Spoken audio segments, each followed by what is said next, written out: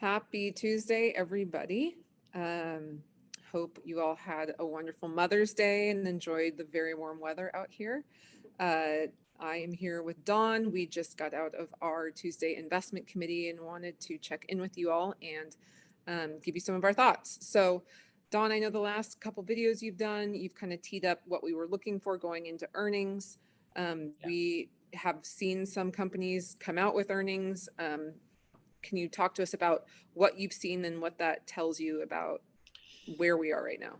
Sure. So I think, obviously the people that follow this more closely would know that there is a sort of shift in the narrative that has been sort of, actually, it's been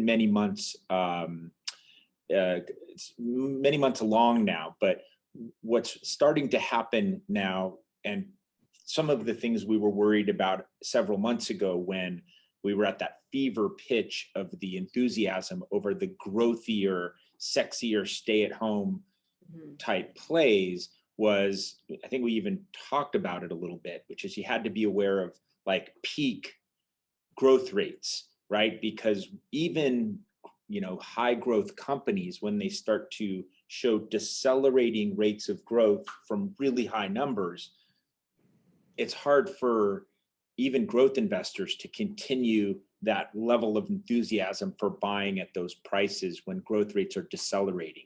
You then have to start to impute some actual, future Earnings. values, right? Yeah. If this is Yeah. earnings and sort of the net present value of the future potential earnings Right. could be lower because of the growth rates are decelerating. So So basically, everybody's the paying for this rocket ship growth, and then as it slows, you can't pay yeah, as much for it.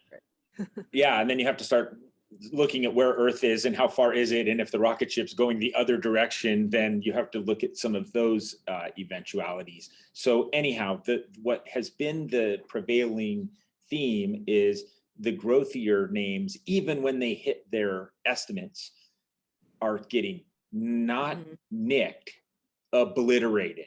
And so Yep. they put on a list of companies, that we were getting calls about 3 or 4 or 5 months ago that are down 30 to 50, in one case 70% from where they were a relatively short time ago. So we reference that, not to be glib, as sort of like a bar fight that we are happy to sidestep and avoid, rather than try to pick a winner of a bar fight.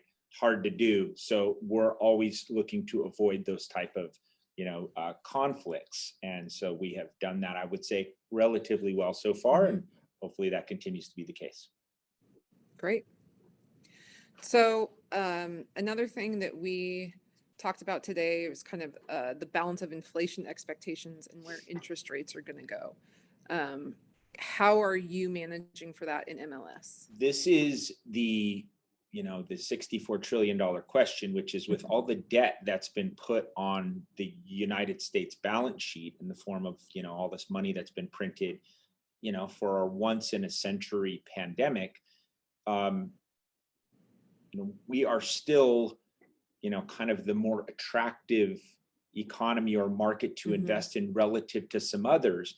But there have started to be some serious questions about whether that will always be the case. Like, I know the US exceptionalism that we all grew up believing to be permanent, at some point there are natural limits to how much debt an economy and a market can absorb. And so certainly for the long view strategy, the positioning is always intended to be, broad, and so we're not long duration in our fixed income.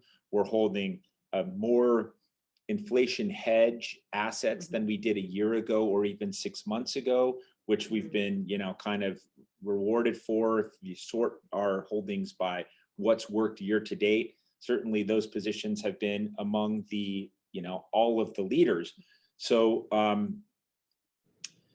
the answer to the question is, it's too soon to conclude that Right. inflation, the Fed has talked about it being transitory, and the water levels need to get reset. We went from open to closed to open, closed, open, closed, open, closed, however many times between, 6 months ago and today. And so now as we're trying to, track mutations, track cases declining, track certain states where cases are starting to, there's so many things. And then we all get back to supply chain and, the flow of services and goods and restaurants reopening. And will there be beer in every tap of every bar that is open?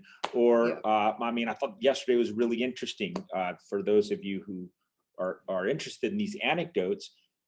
Lauren and I had a lunch that we were supposed to go to yesterday at noon, and we got called minutes before our noon reservation saying the restaurant, which is open, is closing because there's not enough food to feed everybody that would be here for this noon reservation. And so that didn't happen 18 months ago. And so this is the kind of, fits and starts, but we are all seeing it and feeling it, this surge of activity in these, we're all caged, getting ready to be uncaged, and everyone's planning trips again. And I said to somebody, only half kidding, I feel like the calendar is getting filled with all of the stuff we missed in 20 plus the stuff in 21. So it's kind of gone from 3 months ago, are we back to work or are we not back to work, to not only are we back, and we have been for months, but like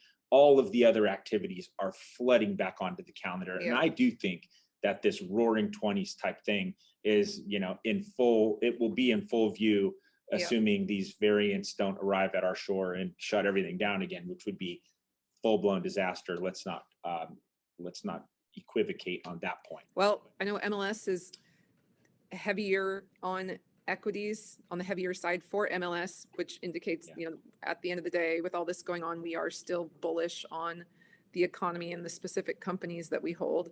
And, it's weathered all of these changes extremely well. So, anything else you want to add? No, again, that's the sort of core of our investment mission, is to keep the people who rely on that strategy as the sort of cornerstone of their security and their income and their growth. Like we talk about it in all these different metaphors, ocean liner, the luxury sedan. The idea is markets will twist and turn. And while we were getting pressure 5 months ago to get more, into the, sexier, hotter names, we've always done well to avoid all of that, because the narrative does shift. And when the water sucks out, it's painful. So this is a very durable approach, and it will hold us in good stead through, as it did last year, and it will this year and next year and all the subsequent years. Not that it won't ever be painful to own, but over time it will adapt and adjust, and we'll be ready to absorb nearly anything, as you know. So great. That's all I have for now. Yeah, all right. Awesome. So we will check in, in a week or two. We'll keep the more in-depth conversations for when the market warrants it. Right now, as we said in the investment committee, we are not even 1% off our all-time highs. So we'll let everybody go out and enjoy the sunshine and keep it short. And we will check in with you guys in another week or two. Great. Thanks, everyone. Okay.